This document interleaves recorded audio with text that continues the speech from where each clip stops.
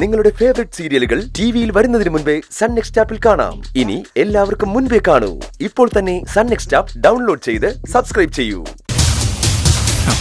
അതിന്റെ പേരിൽ ഞാൻ അനുഭവിച്ച പീഡനത്തിന് ദൈവം എനിക്ക് പകരം തന്നതാ സ്വർണ്ണം എന്ന് ചിന്തിക്കാൻ അമ്മാവൻ അങ്ങനെ ചിന്തിക്കാൻ സാധിക്കാത്തതെന്താ? എന്നെങ്കില് അമ്മാവനും ഇപ്പം ആദിലിനേക്കാളും വലിയ കള്ളം ഞാനാ. അവനുള്ള പരിഗണന പോലും എനിക്കിപ്പോ ആ മനസ്സിലില്ല.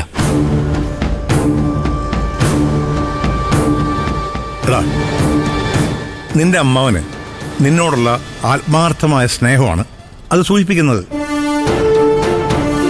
അണ്ണന്റെ അനന്തരവനായ നീ അണ്ണനെ പോലെ ആവണമെന്നാണ് പുള്ളി ആഗ്രഹിക്കുന്നത്.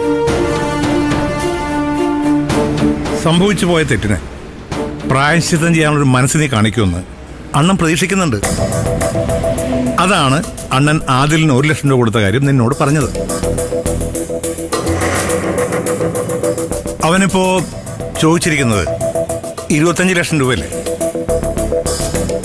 അത് കൊടുത്ത് നമുക്ക് അവനെ അങ്ങ് ഒഴിവാക്കിയാലോ? അതോടെ എല്ലാം തീരുമെങ്കിൽ തീരണം, തീർക്കണം. അതായിരിക്കും നല്ലതെന്നാണ് എനിക്ക് തോന്നുന്നത്.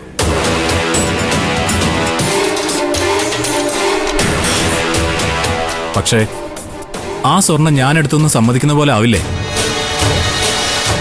എന്റെ അങ്കിൾ അത് ശരിയാവില്ല. ആ സ്വർണം ഞാൻ എടുത്തുവെന്ന് എന്നെ കൊണ്ട് അവന്റെ മുഖത്ത് നോക്കി പറയിപ്പിക്കുന്ന വെല്ലുവിളിച്ച അവൻ പോയത്.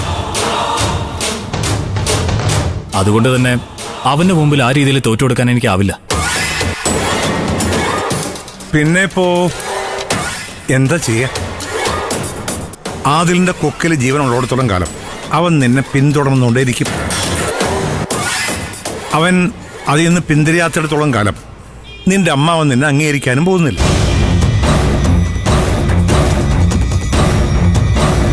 എന്നുവെച്ചാ എനിക്കിനി മനസമാധാനത്തോടെ ജീവിക്കണമെങ്കിൽ ആദിലെന്ന് പറയുന്നവൻ എന്നേക്കുമായി ഇല്ലാതാവും.